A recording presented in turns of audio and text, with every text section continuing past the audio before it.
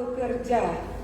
Ke seluruh dunia Dia mengutus hamba-Nya. Ke seluruh dunia, mari beritakan Injil-Nya.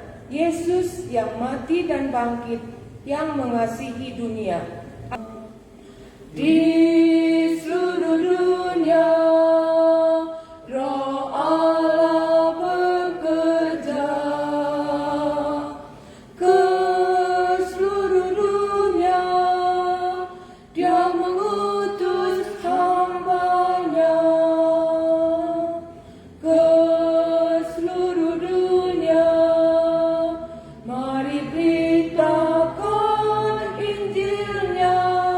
Yesus yang mati dan bangkit, yang mengasihi dunia. Ke seluruh dunia, mari beritakan Injil-Nya ya. Ke seluruh dunia, mari beritakan Injil-Nya. Yesus yang mati dan bangkit, yang mengasihi dunia. Ya, mari kita berdoa. Allah kami yang hidup, yang sudah datang ke bumi ini memanggil Simon Petrus, yang sudah menjadikan dia dari penjala ikan menjadi penjala manusia. Kami bersyukur malam ini kami bisa terus melanjutkan KKR Penjaringan Mahasiswa STT Perjanjiannya. Sekali lagi kami mengakui, jikalau Roh Allah bekerja di dalam hati kami masing-masing, maka akan ada yang tercapai untuk kerajaan Allah. Hidup kami dirubahkan. Kami melihat dosa kami dan mampu meninggalkannya. Kami menyadari rencana Tuhan bagi kami, dan kami dikuatkan untuk mengambil keputusan meninggalkan bagian yang Tuhan mau kami tinggalkan, supaya perahu kehidupan kami, perjalanan hidup kami dapat maju dipakai oleh Tuhan. Kami bersyukur Tuhan bahwa Engkau bekerja sampai sekarang di seluruh dunia, karena Roh Kudus sudah dicurahkan untuk melengkapi kami membawa berita Injil itu. Karena itu kami berdoa, Allah kami yang empunya ladang itu, itulah dunia. Kami meminta malam-malam KKR ini, berilah terjadi. Engkau menyiapkan pekerja-pekerja yang akan pergi ke ladang Tuhan, baik itu ladang di tanah air, baik itu ladang di luar negeri. Engkaulah yang mengajari kami Tuhan Yesus. Mintalah kepada yang empunya tuayan itu, supaya ia memberikan pekerja-pekerja untuk pergi memberitakan Injil itu. Bapa di dalam surga, kami datang meminta kepadamu, milikmulah kami, anak-Mu yang sudah menebus kami. Engkau mempunyai hak untuk memilih di antara kami. Kami berdoa, berbicaralah kepada kami. Berilah kami mampu mendengarkannya, supaya kami boleh mentaatinya. Sehingga rencana-Mu, pergilah, jadikan semua bangsa muridku. Jadi di tengah-tengah gereja-Mu, GKMI perjanjiannya, STT perjanjiannya ini. Inilah doa kami. Sekaligus kami berdoa untuk semua mahasiswa STT yang masih berkuliah sekarang. Tuhan jamahlah hati mereka, supaya mereka mengenal Engkau dengan benar dan mengerti panggilan dan rencana-Mu bagi mereka di dalam mengerjakan pembangunan kerajaan-Mu. Kami berdoa untuk setiap alumni STT Perjanjiannya.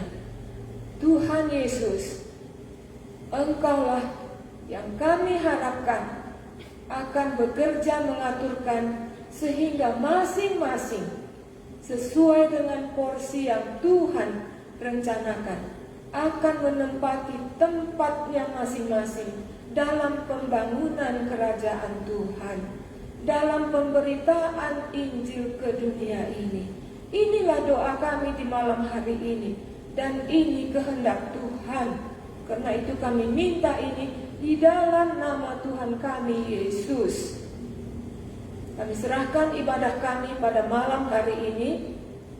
Kami berdoa supaya Tuhan dimuliakan dan kami boleh menyambut perkataan-Mu. Di dalam nama Tuhan kami Yesus kami berdoa.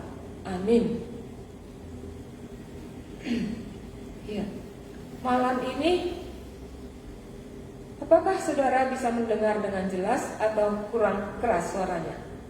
Sepertinya di studio agak lemah volume kami. Kami harap saudara-saudara dapat mendengar dengan jelas ya. Gak ada komentar ya? Baik. Iya. Malam ini kita akan mendengarkan kesaksian juga dari seorang tua yang sudah tua, juga dari orang yang sama. Saya sendiri, ya. Nih. Iya. Yang saya akan saksikan kali ini bagaimana saya sekolah Alkitab. Jadi ini STT Perjanjiannya, dan KKR ini dibuat supaya bisa dikenal oleh pemuda-pemudi, bukan saja pemuda-pemudi, Bapak Ibu yang mau ataupun rindu untuk sekolah Alkitab, untuk bisa melayani Tuhan lebih baik dan untuk bisa mengenal Tuhan dengan lebih baik. Jadi yang saya mau saksikan ada dua bagian. Satu, bagaimana saya pergi bersama dengan Pak Ginting masuk di sekolah Alkitab. Dan yang kedua, beberapa poin bagaimana kami pada waktu berada di mission field di Cina selama 20 tahun. Iya. Sebelum saya mulai kesaksian saya mau katakan, sudah mungkin dikatakan oleh Pak Ginting, ada dua alumni dari STT Perjanjiannya yang baru-baru ini diterima untuk melanjut mengambil S2-nya. Salah satu Ingrid diterima di STT Tiranus akan mengambil S2-nya, dan yang kedua itu Lina diterima di STT Salatiga. Satya Wacana, Oke. Dan ada 3 yang sudah menyelesaikan 1 tahun S2-nya di STT Baptis Medan. Itu Pak Jesaya, Bapak Jesaya atau Pak Padang, dan Poli dan juga Miranda.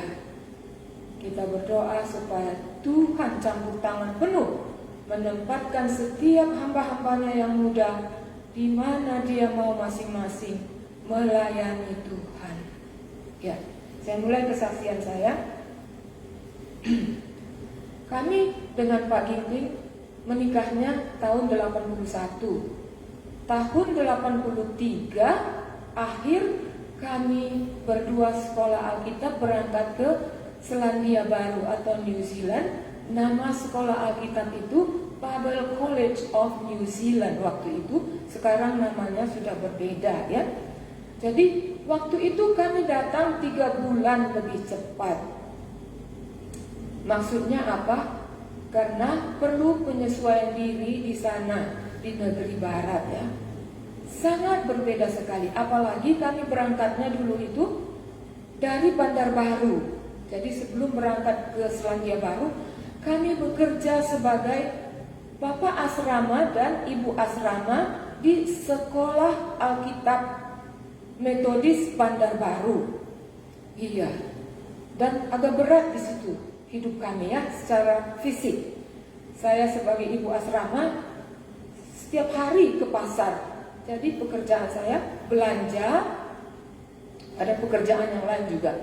Kemudian dari simpang itu jalan lebih 1 kilometer ya. Iya, saya junjung apa itu ya? Nggak pernah saya begitu. Tapi waktu itu saya menjunjung kelapa, kadang-kadang pisang, kadang-kadang yang lain-lainnya. Karena kami waktu itu nggak punya mobil. Jadi kami kurus, hitam begitu. Terus berangkat ke New Zealand. Wah, kontras sekali. Begitu. Di sana saya merasa begitu terhibur, begitu nyaman, begitu senang sekali melihat keadaan. Sampah gak pernah saya lihat, begitu ya. Terus rumah-rumah teratur, karena di New Zealand itu banyak pegunungan, gak bisa yang di depan itu membangun rumah tinggi, yang di belakang gak kelihatan, gak bisa begitu. Jadi teratur begitu. Terus kalau nyetir mobil gak jauh sudah danau lagi. Orang-orangnya baik sekali pada waktu kami ke sana. Ada yang kalau dia pergi ke supermarket rumahnya nggak dikunci karena nggak ada pencuri. Terus jendelanya nggak pakai jeruncak seperti kita gitu. Jadi dari jendela kaca bisa lihat pemandangan yang indah sekali. Iya. Sehingga rupanya keadaan kami yang berat secara fisik, secara jiwa di Indonesia begitu kontrasnya di sana. Sebelum masuk kuliah, saya mendapati diri saya mengandung. Begitu. Mengandung Joshua.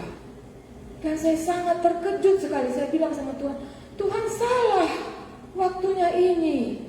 Kami sudah menikah 81, 82, 83 tahun. Waktu itu kami berdoa supaya Tuhan memberikan keturunan. Tapi Tuhan tidak kasih. Sudah diterima jadi mahasiswa penuh di Selandia Baru itu, BCNZ itu, belum masuk kuliah. Saya mengandung, saya malu sekali rasanya waktu itu. Salah Tuhan saya pikir. Tapi kemudian 18 tahun kemudian saya melihat tidak salah Tuhan. Kenapa? Karena anak kami lahir di Selandia Baru. Waktu kami pergi ke mission field ke Tibet, tempat dia bersekolah, Tuhan sudah aturkan dia tinggal dengan Pak Sakius di Perth, di Australia. Sehingga dia lahir di Selandia Baru itu, dia mendapat hak lahir, citizenship ya, menjadi warga negara kalau dia mau. Dan pada waktu itu kami ambil, sehingga dia bisa sekolah di Selandia Baru. Sempurna Tuhan mengatur. Di Australia dia sekolah. Sempurna Tuhan mengatur hidup yang diserahkan di dalam tangannya. Iya. Saya bilang tadi, salah Tuhan waktunya. Kenapa? Karena saya pikir kami berduanya diterima mahasiswa 100%. Dengan scholarship, beasiswa 100% juga. Karena uang kami nggak ada dan Tuhan tahu begitu ya. Jadi saya bayangkan saya akan kuliah, akan baca buku di perpustakaan, tiba-tiba mengandung. Begitu. Tapi saya tahu ini kesempatan yang berharga. Sehingga tahun pertama, saya mengandungnya 5 bulan sudah besar perut saya ya. Jadi mulai bulan ke-5 sampai bulan ke-9, saya terus ikut kuliah dengan perut yang besar. Beneran saya besar gitu ya. Iya. Kenapa? Karena saya tahu ini kesempatan yang berharga bagi saya. Saya terus kuliah sampai selesai. Bulan 10 saya melahirkan Joshua. 2 minggu sesudah saya melahirkan Joshua, saya ujian. Iya, saya tahu ini kesempatan. Dan tidak mau kehilangan kesempatan itu. Saya penuh tahun pertama.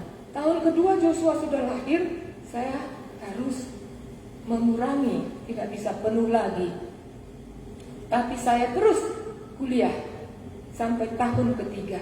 Jadi kami harus bagi-bagi.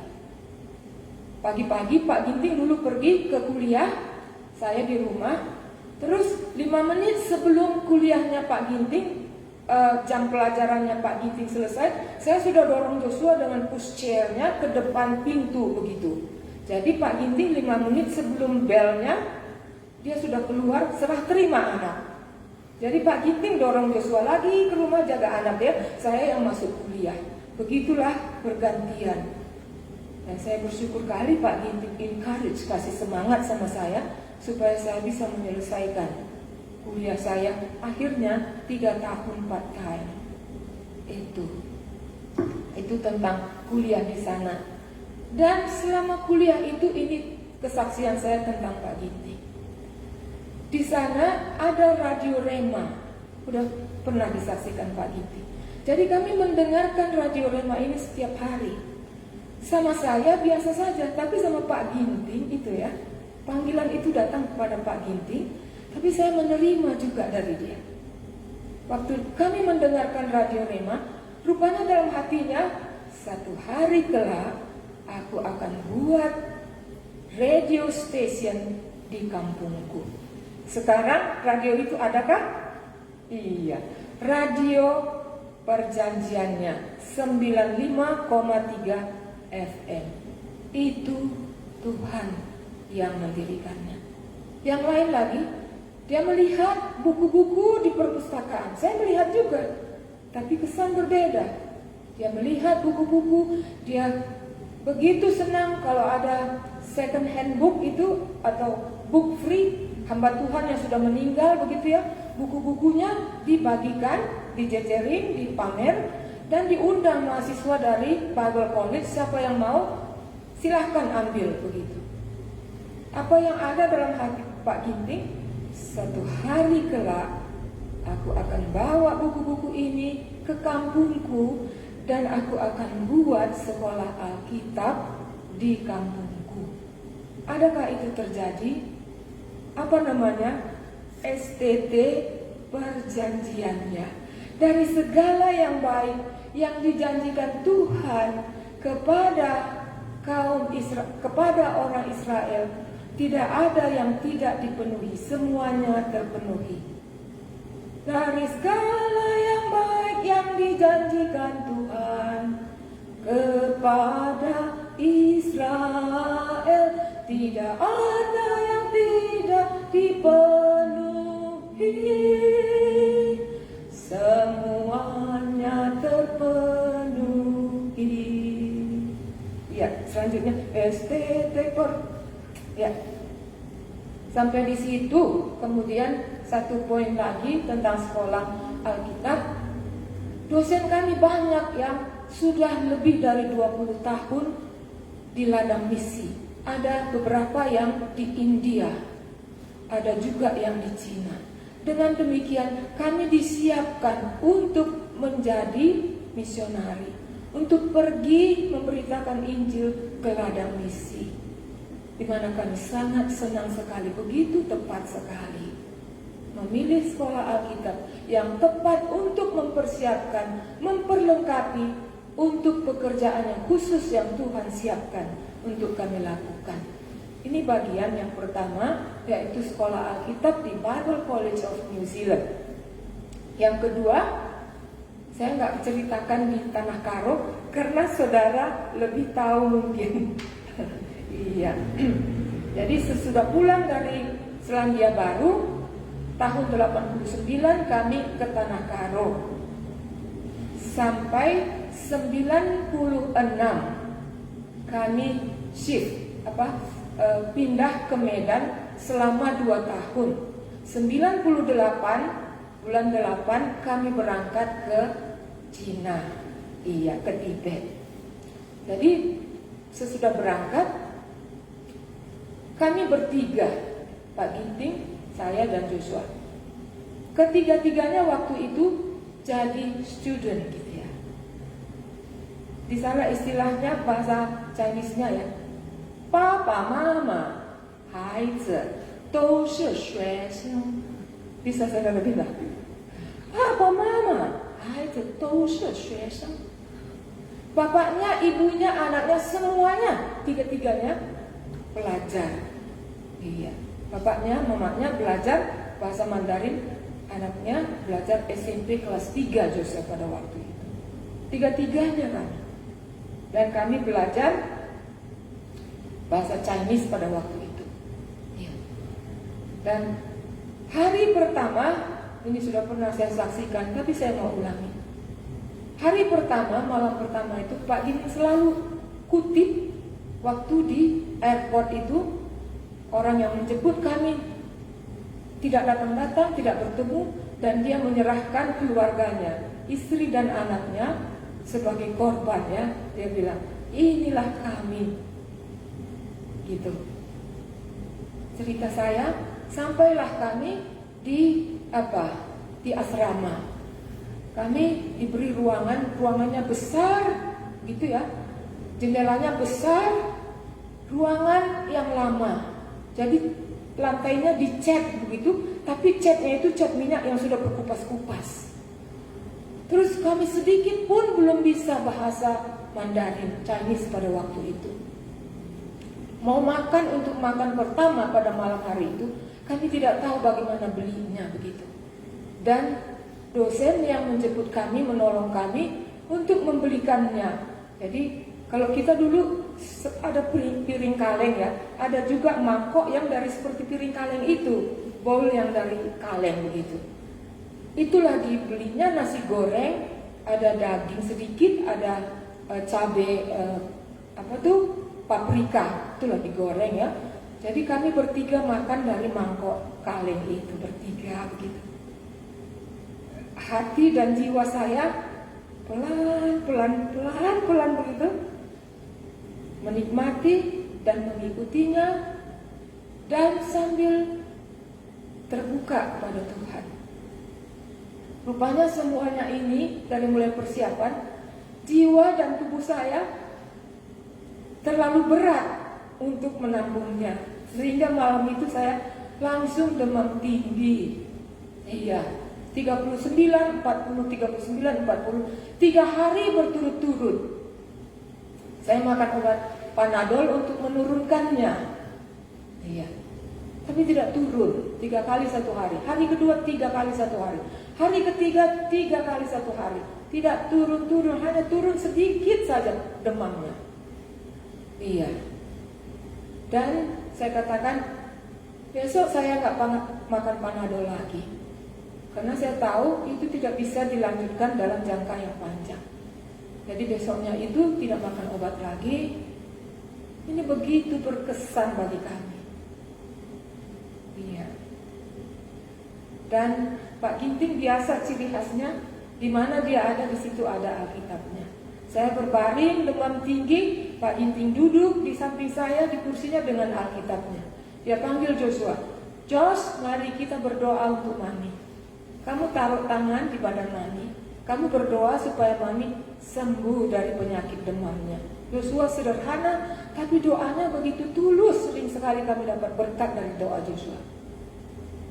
Tuhan Yesus, Mami ini sakit.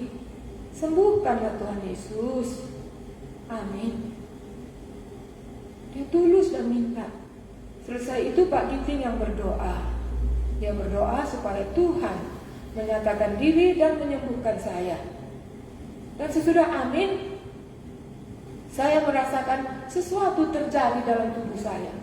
Jadi kalau dulu Tuhan Yesus datang menyembuhkan orang yang sakit, ya, kok penyakitku sudah gak ada lagi, kata perempuan yang pendarahan itu ya. Seperti itu kira-kira terjadi dalam tubuh saya. Semua rasa demam tinggi, nyeri itu seperti tertarik ke satu pusat di belakang, di punggung saya, di pinggang saya. Dan waktu itu saya bilang, aku rasa aku disembuhkan Tuhan Yesus. Aku bilang begitu. Dan aku terus berbaring dan tidur. Kira-kira 15 menit sesudah itu, seluruh demam saya, sakit nyeri saya dicabut penuh. Itu tidak bisa ditafsirkan dengan yang lain. Tuhan yang memanggil hambanya, Tuhan yang mengutus hambanya, menyatakan dirinya di negeri yang baru itu. Sebagaimana aku menyertai kamu di tanah Karo, bisa berdiri satu kumpulan orang yang lahir baru beribadah kepada Tuhan. Demikianlah aku menyertai kalian, kamu, keluarga yang kecil Pak Ginting, di negeri yang asing ini untuk tugas yang kutetapkan bagimu itu. Itulah Pak Ginting menangkap begitu, hati saya menangkap begitu. Inilah satu bagian yang kami alami. Pertama sekali kami sampai di Chengdu di Cina. Iya. Kemudian sedikit tentang waktu kami di Tibet. Jadi saya kemarin bilang saya ini jurusan bahasa Inggris waktu kuliah, yang sudah ditaruh di dalam tangan Tuhan, Tuhan atur berguna. Saya mengajar bahasa Inggris untuk SMP di sana, dan Tuhan mengatur sedemikian rupa, saya mengajar lebih kurangnya 400 sampai 500 murid. Dan kebanyakan murid itu adalah anak-anak nomad. Apa itu nomad? Permakan yak itu ya. Dan kami merasa tepat sekali Tuhan mengaturnya. Waktu saya mengajar, ya, tidak gampang. Jadi ada dua jenis murid saya. Satu yang dari Kuta-Kuta begini, jauh kampungnya, itu datang ke sekolah sekali 2 minggu. Bagaimana ya? Minggu ini mereka datang di sekolah dan belajar. Minggu depan mereka masih di sekolah di asrama belajar. Baru minggu ketiganya mereka pulang. Pulangnya untuk 3 hari, bukan 1 hari saja, karena jauh kampungnya. Jenis murid yang kedua yang tinggal orang tuanya di sekitar sekolah itu. Jadi orang yang tinggal di sekitar sekolah itu ini nakal sekali anaknya. Dan saya sungguh-sungguh tidak mampu mengatasinya. Setiap saya mau masuk ke classroom itu, saya seperti mau masuk ke, saya bilang dulu, seperti Daniel mau masuk ke ruang ke gua singa itu. Mereka tidak peduli, mereka main bola begitu, saya mengajar di sini. Iya. Dan macam-macam. Ada yang tidak mau mendengarkan, dan saya nggak bisa paksa. Jadi yang setengah ini kalian mau belajar, mau. Biarkan mereka main, kita belajar, mau. Sampai begitu. Dan setiap kali mau masuk kelas, Tuhan tolong saya. Begitu saya waktu itu ya. Sampai satu kali saya melakukan kesalahan. Kami sudah ditetapkan dan saya juga sudah menetapkan tidak akan memukul murid. Tapi waktu itu ada satu anak yang nakal sekali.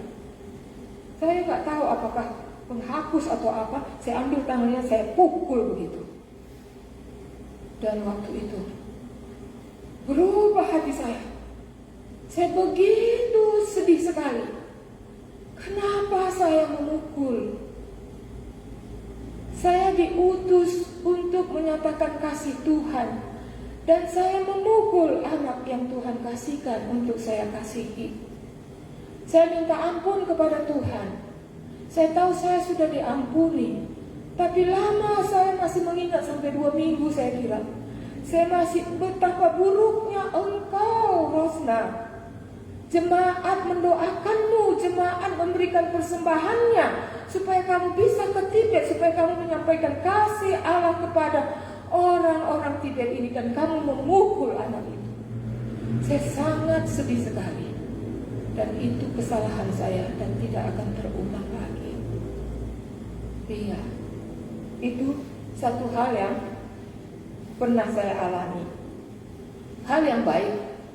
Kami sebagai guru luar negeri, ada textbooknya. Di dalam textbook itu ada bagian pelajaran, bahan pelajaran. Ini sudah pernah saya sampaikannya.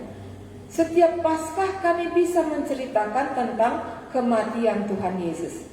Isn't that nice? Ya. Bagus ya, kesempatan diberikan. Setiap Natal juga kami diberikan kesempatan untuk bercerita tentang kelahiran Tuhan Yesus. Jadi saya berceritanya dengan memakai gambar-gambar dan mulut saya. Palingan 7 gambar saya tunjukin. Mulut saya yang cerita dalam bahasa Inggris secara pelan-pelan. Iya. sambil mengajar, dan saya mengajar di sana 5 tahun lebih ya, 5,5 mungkin ya. Iya. Sambil mengajar, memberitakan Injil waktu Paskah dan Natal, saya minta Tuhan untuk mengisi saya dengan kasih-Nya, supaya murid-murid saya dapat merasakan kasih Tuhan Yesus itu. Jadi dengan ada yang nakal, saya berdoa supaya dalam semuanya ini mereka tahu, mereka merasakan kasih Tuhan Yesus itu yang mendampingi berita Paskah dan berita Natal yang saya sampaikan. Iya. Dan ada 2 hal dalam hal ini saya mau sampaikan. Yang satu, Pak Ginting pernah bilang itu ya, waktu guru-guru evaluasi ditanya kepada murid-muridnya, siapa guru favorit kalian? Banyak murid yang katakan, Mrs. Ginting, katanya begitu. Saya kira bukan karena sesuatu yang hebat, karena kasih Tuhan yang dirasakan. Hanya itu yang bisa saya perbuat di negeri yang jauh itu, karena tidak ada mimbar bisa memberitakan Injil. Bertobatlah karena kerajaan Allah sudah dekat. Nggak bisa begitu di ladang misi. Itu. Dan yang kedua, salah satu anak yang nakal itu, sebelum kami pulang, kami sudah beritakan kami akan pulang, dan dikasih tahu oleh guru rupanya kepada murid-murid. Jadi murid-muridnya tahu gitu ya. Jadi mereka melihat kami gerek cover, murid-murid pada keluar ke jendelanya, Mrs. Ginting, Mrs. Ginting. Begitu ya. Mr. Ginting nggak disebut ya, karena saya ya ngajarnya gitu ya. Demikian. Dan salah satu dari yang jahat itu datang ke rumah saya, ke rumah kami, mengatakan, dia bilang begini bahasa Chinese-nya, Lao She, 辛苦了. Bisa bilang, Lao She, 辛苦了. Guru, begitu capek kamu buat selama ini. Sadar rupanya dia. Iya, itulah dia. Dan ada lagi yang penting. Selama saya mengajar itu, Pak Ginting di rumah. Disitulah dia mengerjakan terjemahan Alkitab bahasa Tibet itu. Dari pagi dia kerja sampai siang. Nanti sore dia pergi ke kota Lhasa. Di situ dia pergi ke kedai kopi mereka. Itu disebut cakang. Ya, seperti cha itu teh Tibet ya. Disitulah dia bergaul dengan orang-orang Tibet itu. Sampai kemudian kami kembali ke Chengdu, kami boleh menyelesaikan terjemahan itu. Iya. Jadi kalau saya mengajar, sudah terlalu letih saya untuk mengerjakan pekerjaan di rumah. Sehingga Pak Ginting yang cuci piring, kadang-kadang dia yang masak. Di sana kalau musim dingin sekali. Jendela kami itu ada 0,5 senti esnya. Jadi Pak Ginting sudah pun pakai sarung tangan, masih dingin juga. Sudah pun pakai air hangat, masih dingin juga. Satu kali saya lihat Pak Ginting menangis karena tangannya bengkak, karena cuci piring tangannya dingin. Begitu ya. Ini bagian pengalaman di sana. Iya. Ada satu lagi yang saya mau sampaikan. Waktu kami mulai memberitakan Injil dari mulai yang sederhana sekali, satu kali saya memberitakan Injil dengan memakai alat peraga dari suara sekolah minggu itu. Ada langit, ada lautan, ada burung-burung, ada ikan, ada manusia begitu ya. Waktu itu Tuhan seolah bicara pada saya. Ini salah satu bagian dari Alkitab yang perlu kamu terjemahkan. Itulah sebabnya selain seluruh perjanjian baru, kami juga menerjemahkan Kejadian pasal 1 sampai pasal 11. Iya. Dia yang memanggil hambanya, dia setia menyertainya. Sampai kami 20 tahun di sana. Jadi 2 tahun di Chengdu, 8 tahun di Tibet, kemudian kembali ke Chengdu sekitar 9 atau 10 tahun. Totalnya semuanya 20 tahun. Saya bilang sama si Miranda, seluruh hidup saya, seluruh hidup kami, paling banyak kami jalani di satu tempat, itulah di Cina. Ya, bukan di tanah air. Sampai di situ kesaksian saya. Mari kita menyambut firman Tuhan. Kita bernyanyi dari nyanyian yang tadi ya. Di seluruh dunia. Iya, 2 ya. Di seluruh dunia Roh Allah bekerja, ke seluruh dunia Dia mengutus hamba-Nya, ke seluruh dunia mari beritakan Injil-Nya, Yesus yang mati dan bangkit, yang mengasihi dunia. Kita dengarkan firman Tuhan.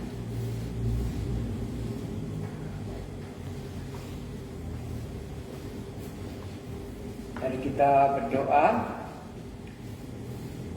Benarlah Engkaulah Juru Selamat kami, yang menjadikan kami menjadi penjalan manusia.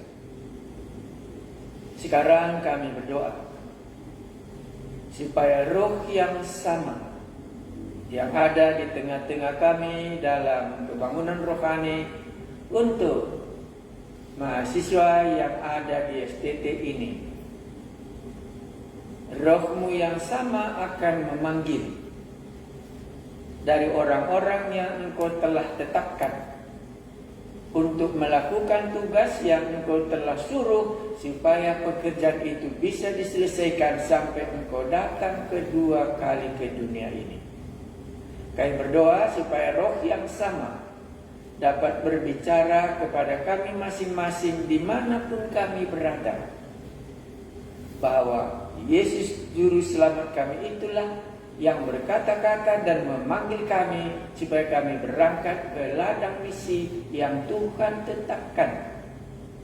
Dan sekarang kami berdoa buat saudara-saudara kami yang kami tinggalkan di negeri yang jauh, itulah di Tibet, yang sudah mendengar nama-Mu, supaya roh-Mu yang kudus yang Tuhan Yesus janjikan akan mengingatkan semua yang sudah disampaikan oleh Yesus, supaya mereka kembali dapat menjadi orang percaya, dan nanti ada di sorga kami bersama-sama menyembah anak domba Allah yang telah disembelih, yang telah mengampuni dosa kami.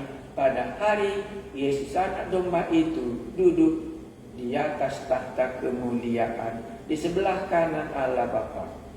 Karena itu kami berdoa buat mahasiswa yang akan masuk juga ke sekolah ini. Roh-Mu yang kuduslah yang nuntun perjalanan mereka, sehingga mereka berguna di dalam kerajaan-Mu. Kuduskan kami waktu kami belajar lagi firman-Mu, karena itulah yang menegarkan jiwa kami sebagai anak-Mu. Di dalam nama Tuhan Yesus kami bersyukur, kalau masih sanggup kami berdiri malam ini. Amin. Mari kita buka dari Markus pasal yang ke-6. Ya, Markus pasal 6. Kita telah dengar apa yang Tuhan buat lewat Ibu Ginting dalam ceritanya, bagaimana Tuhan semua yang melakukannya. Kami hanya hamba-Nya mengikuti Dia. Kamu akan kujadikan menjadi penjala manusia. Markus pasalnya yang ke-6, iya kan? Mari kita lihat Markus pasal 6. Dengan tema kita hari ini ialah ingatlah penciptamu pada masa mudamu. Karena akan ada hari ya di mana setiap orang harus bertanggung jawab di hadapan penciptanya itu, dan di hadapan anak domba Allah yang telah disembelih untuk mengampuni dosa kita. Semua kita harus berdiri pada suatu hari di hadapan Dia, baik yang percaya maupun yang tidak percaya. Dan masing-masing akan menerima upah sesuai dengan tingkah laku dan perbuatan kita masing-masing. Apa kesan Anda tentang ceritanya Ibu Ginting? Roh Kuduslah yang akan mengungkapkannya, bagaimana Anda dapat mengertinya. Tapi itulah keadaan perjalanan iman yang Tuhan sudah berikan sampai hari tua hari ini. Kami memuji Dia yang menyelamatkan kami. Tidak ada yang lebih berharga daripada Yesus Juru Selamat kami yang telah mengutus dan yang akan datang sekali lagi. Kepadanya lah semua hidup kami, dan kepada kemuliaannya lah kami pertaruhkan apa yang ada di dalam dunia ini, karena kami yakin dan percaya bahwa Juru Selamat kita itu akan datang pada suatu hari, dan apa yang kita bicarakan malam ini akan menjadi kenyataan di hadapannya. Markus pasal 6, Yohanes Pembaptis dibunuh. Nah, bagian ini ada dua ceritanya. Ayat 14 sampai ayatnya yang ke-15 itu satu cerita. Nanti mulai dari 16 lagi itu satu cerita. Jadi mari kita coba bagaimana membaca Alkitab ini. Ayat 14, Yohanes 6 ayat 14. Raja Herodes juga mendengar tentang Yesus. Jadi ini satu kalimat yang sangat penting sekali. Raja Herodes juga mendengar tentang Yesus. Jadi kita akan dengar tentang Yesus, sebab namanya sudah terkenal. Jadi Anda bisa bayangkan pada waktu itu Herodes ini sebagai raja, dan dia juga mendengar tentang Yesus karena nama Yesus sudah terkenal pada waktu itu. Jadi sama dengan hari ini juga. Nah, Raja Herodes juga mendengar tentang Yesus, sebab namanya sudah terkenal. Dan orang mengatakan Yohanes Pembaptis sudah bangkit dari antara orang mati, dan itulah sebabnya kuasa-kuasa itu bekerja di dalam dia. Kedua, yang lain mengatakan dia itu Elia. Yang lain lagi mengatakan dia itu seorang nabi, sama seperti nabi-nabi yang dahulu. Inilah tentang Yesus yang sudah didengar pada saat itu oleh orang lain. Tapi yang sangat kita ulangi sekali lagi, Raja Herodes juga mendengar tentang Yesus, sebab namanya sudah terkenal. Dan orang mengatakan Yohanes Pembaptis sudah bangkit, karena Yohanes Pembaptis nanti itu sudah dipenggal kepalanya, itu ceritanya di bawah bersamaan dengan ceritanya Herodes. Jadi mereka ini meyakini kuasa itu bisa ada kalau orangnya telah bangkit dari antara orang mati. Inilah dalam ayat 14 ini. Jadi orang mati itu kalau memang bangkit, itulah orang yang sudah memiliki kuasa. Jadi apa kesan kita tentang Yesus bangkit? Mungkin bukan seperti itu pengertian kita. Jadi sebenarnya Yesus yang bangkit yang dimasukkan itulah dia yang sudah berkuasa. Kalau dia tidak berkuasa, maka dia mati. Sama dengan nabi-nabi semuanya mati, karena memang dia tidak berkuasa baik menolong hidupnya maupun menolong orang lain. Jadi Herodes mendengar bahwa mujizat-mujizat yang dilakukan oleh Yesus, dan orang lain mengatakan inilah Yohanes Pembaptis yang sudah dipenggal oleh Herodes kepalanya, sudah bangkit, sehingga Yesus yang melakukan banyak mujizat. Teringat mereka kepada siapa? Yohanes Pembaptis. Padahal selama Yohanes Pembaptis melayani, satu kali pun tidak pernah dia melakukan mujizat. Makanya Yohanes Pembaptis selama dia melayani, satu kali pun tidak pernah dilakukannya mujizat. Tetapi waktu mereka melihat Yesus, dibayangkan orang, Yesus ini adalah Yohanes Pembaptis yang sudah bangkit dari antara orang mati, sehingga ada kuasanya. Berikutnya, nah ada lagi orang lain, ini ayatnya yang ke-15. Yang lain mengatakan dia itu Elia, ya. Kita ingat Elia yang begitu berkuasa pada zaman itu melaksanakan mujizat, ya. Yang lain lagi mengatakan dia itu seorang nabi, sama seperti nabi-nabi yang dahulu.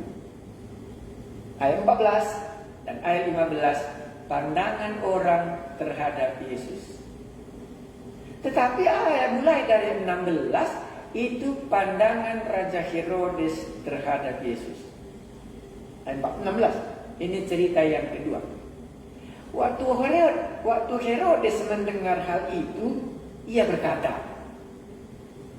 bukan, maksudnya ini bukan Elia, ya, bukan juga nabi, ya. Ya, bukan. Dia itu Yohanes yang sudah kupenggal kepalanya dan yang bangkit lagi. Apa hubungannya? Yesus melakukan mujizat, tapi Raja Herodes memikirkan apa? Iya, Yohanes Pembaptis yang telah kupenggal kepalanya itulah yang sudah bangkit. Iya, makanya aku teringat dalam satu ayat Alkitab, itulah bilangan. Di dalam bilangan 32, saya baca ayat 23. Iya kan? Iya. Tetapi jika kamu tidak berbuat demikian, sesungguhnya kamu berdosa kepada Tuhan, dan kamu akan mengalami bahwa dosamu itu akan menimpa kamu. Herodes, dosanya telah menimpa dia. Iya. Your sin will find you out. Dosamu itu akan menemukan kamu kembali, mengejarmu. Kalau bahasa Indonesia, dosamu itu akan menimpa kamu. Jadi Herodes melihat perbuatan Yesus dalam mujizatnya semua, dia bukan Yesusnya yang dilihatnya, tapi Yohanes Pembaptisnya yang sudah dia penggal kepalanya, itulah yang sudah bangkit, menghantui. Makanya mulai dalam cerita ayat 16 ini, Raja Herodes dihantui oleh bayangan apa yang dia telah lakukan kepada Yohanes Pembaptis. Ya, ini kita berhenti sebentar. Berarti semua yang melakukan dosa, semua kita yang berdosa, semua dosa kita yang belum diampuni, akan senantiasa akan memikirkan kembali bahwa ini karma akan menimpa hidupku kembali. Makanya Herodes di sini lain dengan orang lain ceritanya tentang Yesus. Herodes cerita Yesus dalam hidupnya, hubungannya dengan pengalamannya dalam membunuh Yohanes Pembaptis. Dibayangkannya apa yang dia bunuh itu sekarang sudah bangkit kembali untuk memberikan pembalasan. Dalam cakap Corona, awish Hyundai, ia yang ayat nakam lalap, dikejarnya. Iya, inilah bayangan Herodes dalam cerita ini ke bawah diceritakan. Iya, jadi di sini Herodes menceritakan siapa Yesus dalam pengalamannya dengan Yohanes Pembaptis yang sudah dipenggalnya kepalanya dan dibayangkannya sekarang. Datanglah dia nanti akan menghukum akan menghukum Raja Herodes ini. Satu lagi kalimat yang saya sangat senang, itulah Yohanes 8 ayat 24. Yohanes 8 ayat 24. Itu juga hampir sama. Ini nanti akan kita ulangi lagi dalam khotbah berapa kali. Yohanes 8 ayat 24 saya baca. Bunyinya demikian. Karena itu tadi aku berkata kepadamu bahwa kamu akan mati dalam dosamu. Sebab jikalau kamu tidak percaya bahwa akulah dia sebagai juru selamat. Itu kata Tuhan Yesus ya. Bahwa akulah dia anak domba Allah yang telah disembelih untuk mengampuni dosa. Bahwa akulah dia. Kalau kamu tidak percaya, kamu akan mati dalam dosa. Jadi Raja Herodes di dalam hati nuraninya, waktu orang lain menceritakan tentang kuasa Yesus, waktu orang lain menafsirkan bahwa Yesus ini seorang nabi, tetapi Yohanes Pembaptis lain caranya untuk menafsirkannya. Herodes ini menafsirkan Yesus bahwa kuasa Yesus sudah, tetapi dibayangkannya apa yang dia lakukan dengan Yohanes Pembaptis sekarang itulah yang akan menimpa dirinya. Bagaimana rupanya cerita Yohanes Pembaptis yang diperlakukan oleh Herodes, kita baca ke bawah. Jadi dari sini kita masuk ceritanya Herodes. Kenapa Herodes sampai mengatakan Yesus itu adalah Yohanes Pembaptis yang sudah dipenggalnya kepalanya? Karena itu yang memenuhi pikirannya, karena dosanya tadi yang sudah menimpa dirinya. Makanya Yesus pun datang melaksanakan mujizat. Dikiranya apa? Dikiranya siapa? Yohanes Pembaptis yang dibunuhnya tadi. Herodes nggak bisa lagi membedakan mana Yesus dan mana Yohanes Pembaptis. Ngusria kapna krinana karena dosamu akan menimpa kamu.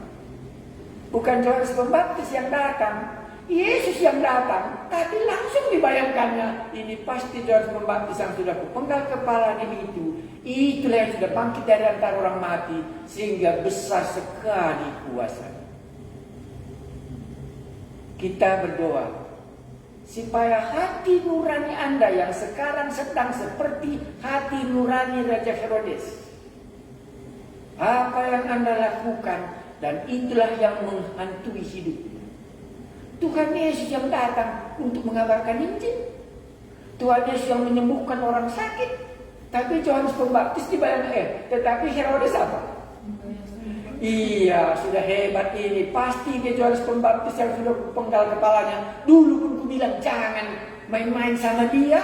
Tetapi karena terpaksa dalam ulang tahun, makanya happy birthday menjadi tragedi. Dan itulah memenuhi hatinya Herodes. Inilah gambaran semua kita. Yesus yang datang dengan kuasanya yang turun dari surga, tetapi dibayangkannya Yohanes Pembaptis yang bangkit. Saya tidak tahu. Tetapi kalau ada di antara kita sudah dikejar oleh bayangan itu, janganlah Anda mati di dalam dosa Anda sendiri. Karena Yesus yang telah ditetapkan Allah sebagai anak domba Allah, yang masih bisa memberikan jalan pengampunan. Kita lanjutkan. Ini ceritanya Raja Herodes itu. Kenapa bisa sampai dibayangkannya Yohanes Pembaptis yang bangkit, padahal Yesus yang melaksanakan mujizat. Yesus yang memperkenalkan diri sebagai utusan Allah, tapi bagi Herodes itulah Yohanes tak bisa lagi dibedakannya. Karena dosa yang sudah dewasa tadi menghantui hidupnya kemanapun dia pergi. Ayat 17, saya baca 16 kemarin. Waktu Herodes mendengar hal itu, hal tentang Yesus melaksanakan mujizat, ia berkata, bukan, dia itu Yohanes yang sudah kupenggal kepalanya dan yang bangkit lagi. Berarti Herodes ini memiliki keyakinan ada kebangkitan orang mati, dan di dalam kebangkitan orang mati ada pembalasan. Itu saya bacakan di dalam Ibrani pasal 9. Ibrani pasal 9, di situ keyakinannya Raja Herodes ini. 9 ayat 27. Dan sama seperti manusia ditetapkan untuk mati hanya satu kali saja, dan sesudah itu dihakimi. Ingatlah penciptamu sebelum datang hari yang malang itu. Demikian pula Kristus hanya satu kali saja mengorbankan dirinya untuk menanggung dosa banyak orang. Sesudah itu ia akan menyatakan dirinya sekali lagi. Jadi Herodes tidak salah bahwa akan ada pernyataan sekali lagi. Bukan Yohanes Pembaptis, tetapi Yesus. Tapi bagi dia itu sudah sama semua. Orang mati akan datang dan menyatakan dirinya. Kristus satu kali cuma menanggung dosa banyak orang. Sesudah itu ia akan menyatakan dirinya sekali lagi tanpa menanggung dosa, untuk menganugerahkan keselamatan kepada mereka yang menantikan dia. Herodes, apa yang dinantikannya kalau nanti ada kebangkitan? Yohanes Pembaptis? Iya, pasti dibayangkan Yohanes Pembaptis nanti akan datang dan dia bangkit. Pasti dibalaskannya apa yang sudah pernah kulakukan kepadanya. Mari kita lanjutkan dalam cerita ini tadi. Ayat yang ke-17, Markus pasal 6. Sebab memang Herodeslah yang menyuruh orang menangkap Yohanes dan membelenggunya di penjara, berhubung dengan peristiwa Herodias, istri Filipus, saudaranya. Jadi Filipus ini bersaudara dengan Herodes. Iya. Tadi cakap corona kayak gini lah. Di bersenina ya. Iya. Karena Herodes ini bersenina sama Filipus. Herodias ini istrinya Filipus. Jadi ngena Athena istri seninana. Itulah cakap corona. Dia mencintai istri Filipus. Karena Herodes telah mengambilnya sebagai istrinya. Iya, ayat 18. Inilah Herodes. Bukan anak gadis yang dia cintai, tapi dicintainya istri saudaranya Filipus. Karena Yohanes pernah menegur Herodes. Jadi Yohanes ini menegur Herodes. Apa katanya? Tidak halal engkau mengambil istri saudaramu. Iya, tidak halal engkau mengambil istri saudaramu. Berani hamba Tuhan yang satu ini. Karena itu Herodes menaruh dendam pada Yohanes. Ini resiko. Dan bermaksud untuk membunuh dia. Tetapi tidak dapat. Sebab Herodes segan akan Yohanes.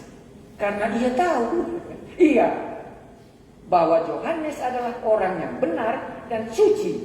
Jadi ia melindunginya. Tetapi apabila ia mendengarkan Yohanes, hatinya selalu terombang-ambing. Namun ia merasa senang juga mendengarkan dia. Hebat ya. Mana tahu ada di antara kita ini senang kita mendengarkan firman Tuhan. Tetapi bimbang juga kita dalam dosa ini. Makanya di sini tadi dikatakannya itu. Karena Herodes itu, maaf, ayat 18. Karena Herodias itu menaruh dendam kepada Yohanes dan bermaksud untuk membunuh dia, tetapi tidak dapat sebab Herodes melindunginya. Iya, Herodesnya berbuat dosa, tetapi Herodes melindungi Yohanes Pembaptis supaya Herodias, istri dari seninana Filipus itu, jangan membunuh Yohanes. Karena kenapa? Karena Herodes ini sangat senang mendengarkan firman Tuhan, tapi ada juga kebimbangannya. Itu dikatakannya. Sebab Herodes segan akan Yohanes karena ia tahu bahwa Yohanes adalah orang yang benar dan suci. Jadi ia melindunginya. Tetapi apabila ia mendengarkan Yohanes, hatinya selalu terombang-ambing. Namun ia merasa senang juga mendengarkan dia. Orang berdosa itu senang mendengarkan firman Tuhan. Iya. Tapi, ini di belakang ya. Iya, karena iblis di dalamnya, kita nggak sambung itu. Ayat 21. Akhirnya tiba juga kesempatan yang baik bagi Herodias. Yaitu ketika Herodes pada hari ulang tahunnya mengadakan perjamuan untuk pembesar-pembesarnya, perwira-perwiranya, dan orang-orang terkemuka di Galilea. Nah, hari ini Herodes hari ulang tahun, ada happy birthday ya. Jadi ada kesempatan yang baik sekali. Herodias pun ada di situ, kan begitu di sini. Istri Filipus yang sudah menjadi istri Herodes juga ada di situ.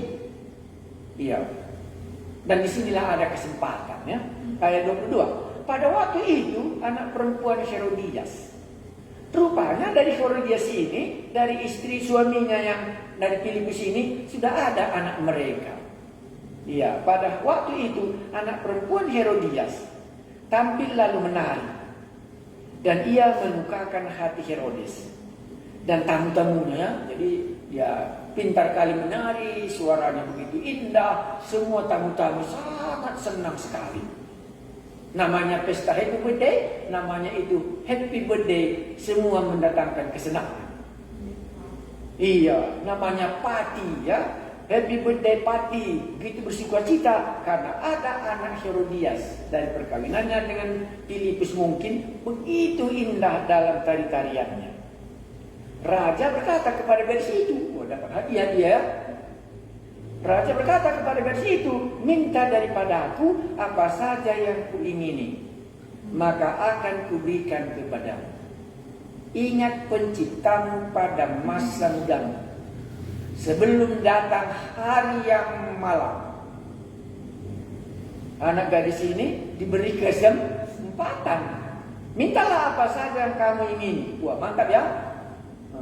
Dalam kesempatan ini dia seharusnya ingat penciptanya sebelum harinya malam menimpa dia. Maka akan kuberikan kepadamu. Ada satu chance dari kerajaan Herodes memberikan hadiah kepadamu. Baik, kesempatan yang baik sekali. Mari kita lihat. Lalu bersumpah kepadanya. Bersumpah lagi raja itu ya. Ya, apa saja yang kau minta akan kuberikan kepadamu. Sekalipun setengah dari kerajaan. Kesempatan yang sangat baik untuk masa depannya yang cemerlang. Sebagai anak dari mamanya yang ayahnya sudah ditinggalkannya. Ada kesempatan diberikan oleh Raja Herodes. Baru ayat 24. Anak itu katanya ya, pergi dan menyanyikan ibunya. Apa yang harus kuminta? Jawabnya apa? Kepala Yohanes Pembaptis.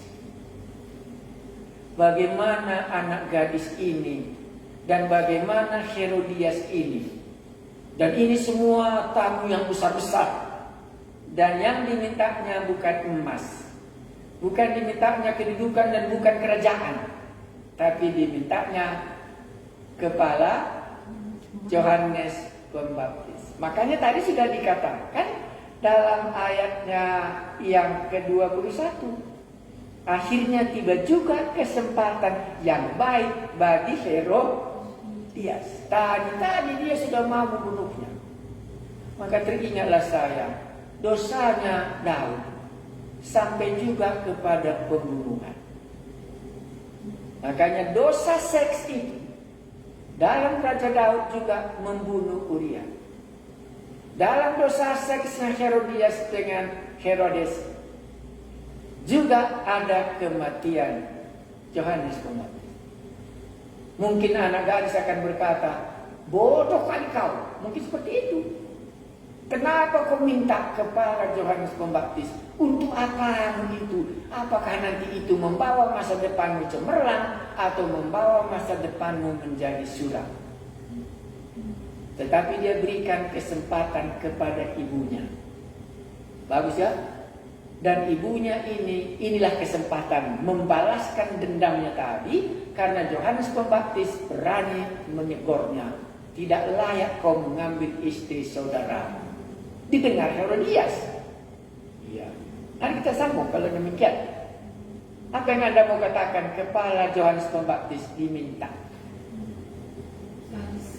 Mungkin Anda katakan sadis. Mungkin Anda katakan anak gadis yang menari itu pasti cantiknya kan lembutlah dia baru bisa menarinya cantik ya. Bukan tangannya keras seperti batu ya. Tetapi hatinya jauh lebih keras. Ya, disinilah kita bisa lihat kejahatan yang tersembunyi di dalam seks, di dalam cintanya, hubungannya dengan Herodias, dengan Herodes. Disinilah rahasianya. Yohanes Pembaptis. Maka cepat-cepat dia pergi kepada raja dan meminta, aku mau supaya sekarang juga engkau berikan kepadaku kepala Yohanes Pembaptis di sebuah kala.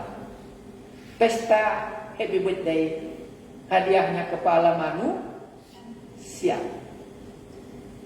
Kalau kita katakan zaman sekarang ini jahat, manakah lebih jahat dalam zamannya Raja Herodes? Kejahatan begitu tinggi, maka Anda akan katakan kejahatan Herodias dan kejahatan anak gadisnya itu jauh lebih. Maka dalam hal inilah kita sebagai tahu pengampunan dosa, tahu berita dia akan mati dalam dosanya itu kalau dia tidak bersedia bertobat dan meninggalkan dosanya itu dan datang kepada Yesus. Inilah membuat Herodes tadi dilihatnya Yesus melaksanakan mujizat, dibayangkannya sudah Yohanes Pembaptis yang dibawa kepalanya di tengah-tengah pesta ulang tahunnya ini. Sekarang sudah bangkit dia karena sudah didengar semua rakyat, karena sudah terkenal sekali bahwa orang mati bangkit itu pasti yang berkuasa sekali, dihantui dengan apa yang dia sudah lakukan. Mungkinkah kita katakan, inilah pengalamanku seperti Herodes ini. Apa saja pun kulihat seperti musuhku sudah datang untuk mencelakakan hidupku. Ini ceritanya. Ayat 26. Lalu sangat sedihlah hati raja. Ya sudah ini ya. Bisa kita katakan hati sedih. Tapi adakah jalan keluarnya dengan hati yang sedih? Lalu sangat sedihlah hati raja. Tetapi karena sumpahnya dan karena tamu-tamunya, ia tidak mau menolak. Happy birthday party berakhir dalam tragedi, maka Raja Herodes sedihlah hatinya. Apa penyebabnya? Bukankah hiburan tadi menenangkan dia? Bukankah semua pesta party birthday itu mendatangkan sukacita? Tetapi akhirnya mungkin Anda langsung sadari, berbahaya kali rupanya party happy birthday. Sebelum dia party happy birthday dia masih gadis, tetapi sesudah selesai party dia bukan lagi anak gadis. Gilang, maka sedihlah Raja Herodes. Itu dikatakan di sini. Lalu sangat sedihlah hati raja. Tetapi karena sumpahnya dan karena tamu-tamunya, ia tidak mau menolaknya. Dosa sudah mendatangkan maut. Dosa sudah sempurna. Tadi perkawinan dengan Herodias, dia ambil seorang istri dari saudaranya. Sekarang dia harus menghadapi upahnya itu, bahwa dimintalah kepala Yohanes Pembaptis. Maka sedihlah hatinya, dosanya sudah menuju maut. Raja segera menyuruh seorang pengawal dengan perintah supaya mengambil kepala Yohanes. Orang itu pergi dan memenggal kepala Yohanes di penjara. Ia membawa kepala itu di sebuah talang dan memberikannya kepada gadis itu, dan gadis itu memberikannya pula kepada ibunya. COVID-19 mulai menjangkit untuk memusnahkan Herodias, untuk memusnahkan Herodes, untuk memusnahkan anak gadis yang diberikan Allah karunia talenta untuk menyanyi dan yang sangat disenangi di dalam kekaisaran Herodes pada saat itu. Kecantikan berubah menjadi tragedi. Upah dosa adalah maut. Saya sambung sedikit lagi ayat terakhir. Ketika murid-murid Yohanes mendengar hal itu, mereka datang dan mengambil mayatnya, lalu membaringkannya dalam kuburan. Yohanes satu-satunya Yohanes Pembaptis dikuburkan tanpa kepala. Maka tidaklah gampang bagi Herodes melupakan perbuatannya itu. Tidaklah gampang bagi Herodes. Yesus yang melaksanakan mukjizat langsung dibayangkannya Herodes, langsung dibayangkannya Yohanes yang kepalanya menjadi hadiah pada ulang tahunnya itulah yang sekarang sudah bangkit, menghantui hidupnya. Tapi kalau di dalam Matius ayat 14 itu bagus kurasa. Matius pasal 14 kita lanjutkan. Matius pasal 14 itu ayat 12. Itu lain cerita. Matius pasal 14 ayat 12. Saya baca. Kemudian datanglah murid-murid Yohanes Pembaptis mengambil mayatnya dan menguburkannya. Selesai? Tidak selesai. Lalu pergilah mereka memberitahukannya kepada Yesus. Inilah yang tidak bisa dipertahankan oleh Raja Herodes.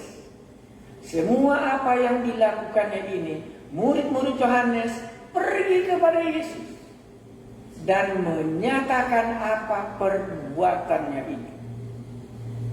Maka semua perbuatan kita akan dilaporkan orang kepada Yesus Juru Selamat Allah Maha Kuasa yang telah datang ke dunia ini. Ke sanalah SMS-nya dikirim.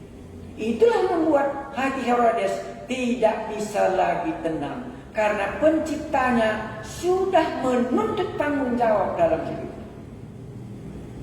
Makanya saya bawa tadi sedikit di sini. Saya mau baca Kejadian pasal 4 ayat 10. Kejadian 4 ayat 10. Itu Anda tahu cerita itu. Itulah ceritanya si Kain dan si Habil. Pasal 4 ayat 10. Apa dikatakan Tuhan? Firman-Nya, apakah yang telah kau perbuat ini? Darah adikmu itu berteriak kepadaku dari tanah. Ini yang dikatakan oleh Tuhan Allah kepada Kain. Karena Kain telah membunuh adiknya Habil, dan Allah berkata kepadanya, apakah yang telah kau perbuat itu? Dia harus memberikan pertanggungjawaban. Di dalam Perjanjian Lama, darah adikmu ya berarti roh adikmu itu, karena darah di dalam Perjanjian Lama itu adalah nyawa. Nyawa adikmu itu berteriak kepada aku dari tanah, melaporkan seperti murid-murid Yohanes datang kepada Tuhan Yesus dan melaporkan apa yang telah terjadi kepada Yohanes Pembaptis dan apa yang dilakukan oleh Raja Herodes kepadanya. Di dalam kitab Wahyu saya masih baca, itulah Wahyu pasalnya yang ke itulah Wahyu pasal 6 ayat 10. Wahyu pasal 6 ayatnya yang ke-10. Wahyu 6 ayat 10 saya baca. Sebab Allah bukan tidak adil, sehingga ia lupa akan Paskah. Oh maaf. Wahyu, ini Ibrani.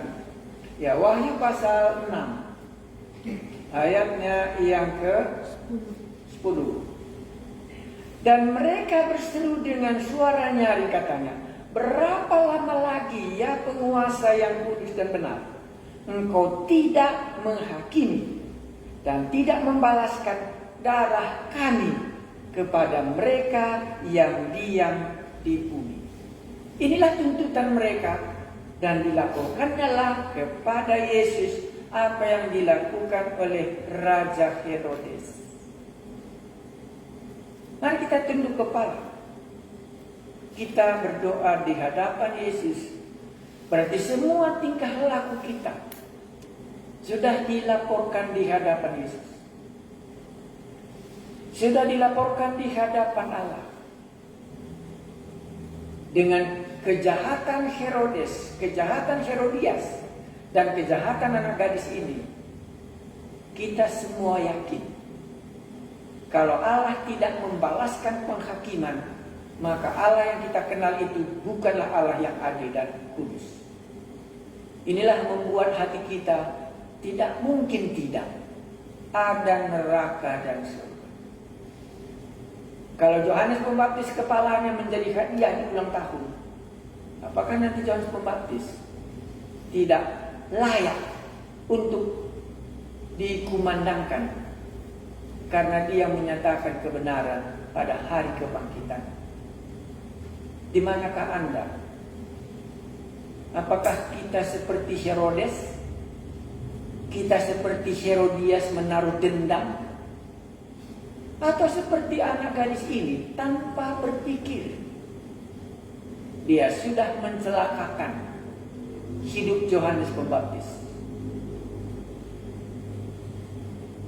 Adakah di antara kita sudah seperti Herodes ini? Apa saja yang Anda lakukan seperti bayangan dosa, dosa akan menimpa dari hari ke hari. Sebelum harinya datang, bolehkah kita berkata, aku mau bertobat supaya dosaku tidak akan menimpa aku? Kalau kita tidak percaya kepada Yesus, maka engkau akan mati di dalam dosamu itu. Yesus itu Allah itu mengasihi kita hanya dengan jalan satu. Anak domba Allah mengampuni dosa kita. Itulah cuma merombak hidup kita sehingga bayangan maut yang sudah kita lalui ini bisa berhenti. Herodes sudah hidup di dalam bayangan ketakutan. Apa yang dilakukannya? Rupanya murid-murid Yohanes Pembaptis sudah menyatakan ini kepada Yesus, Allah pencipta langit dan bumi. Demikian juga si Kain. Apa yang dilakukannya kepada adiknya Habil sudah dilaporkan kepada Allah. Bahkan Allah berkata, darah adikmu itu berseru kepadaku. Adakah di antara kita malam ini, kalau masih adalah jalan keluarnya, aku tidak mau hidup seperti Raja Herodes ini. Hidup di dalam bayangan ketakutan sebelum dosaku menimpa aku. Inilah kesempatan untuk bisa kita bertobat dan meninggalkan kejahatan itu dan menerima darah anak domba. Itulah Yesus Kristus juru selamat kita yang telah mati di kayu salib dan dikuburkan dan bangkit. Dan sekali lagi dia akan datang untuk memberikan keselamatan bagi orang yang menantikannya. Secara ilmu jiwa memang dosa menakutkan dalam hidup kita. Kembali kami mendengar cerita ini. Herodes sudah dibayangi dengan ketakutan karena perbuatannya yang jahat itu. Kami juga sama. Semua manusia telah berbuat dosa. Itu firman Tuhan. Karena itu kami berdoa kepadamu, kalau masih ada anugerah supaya malam ini kami tidak lewatkan untuk menerima pengampunan dosa itu. Tapi kalau kami melewatkannya, maka besok kami akan jumpa lagi dengan bayangan maut. Apa yang sudah kami lakukan akan pasti mengejar kami satu persatu. Adakah di antara kita yang mau menerima Yesus? Cuma itu yang bisa membuat bayangan maut yang mengejar Anda menjadi hilang. Karena Yesus satu kali telah menyerahkan nyawanya untuk tebusan dosa kita. Kalau ada di antara kita, Anda boleh berdoa seperti yang saya ucapkan. Tuhan, aku hidup di dalam bayangan upah dosaku itu. Siang malam aku teringat bahwa malapetaka akan menimpa hidup. Tapi malam ini kudengar bahwa sekali manusia harus mati dan diyakini, demikian juga Kristus sekali di kayu salib untuk menebus dosaku. Aku mau menerima Engkau menjadi Tuhan dan Juru Selamatku, sehingga bayangan maut yang datang bisa hilang dalam hidupku. Amin. Bapa kami di surga, kami mengucap syukur buat firman-Mu yang bisa kami dengar bersama-sama malam ini. Kami berdoa supaya keyakinan kami yang teguh bahwa satu kali manusia akan mati dan sesudah itu harus dihakimi. Tetapi kami memiliki keyakinan di dalam Kristuslah penghakiman itu telah terlaksana. Sehingga setiap orang yang telah bertobat dan percaya kepadamu, itulah kasih Allah yang telah kami terima. Kami berdoa supaya Roh Kudus memulai kebangunan rohani ini, akan melanjutkannya sampai kami terlepas daripada dosa maut itu. Lindungi kami pada malam hari ini, dan kalau ada hati yang bimbang seperti Herodes, Tuhan Yesus ambillah itu, gantikanlah dengan hati yang memberikan damai daripada-Mu. Terima kasih Tuhan kami Yesus, kepadamu lah pujian kami. Amin. Baik, selamat malam. Sampai ketemu kita besok malam lagi jam 8.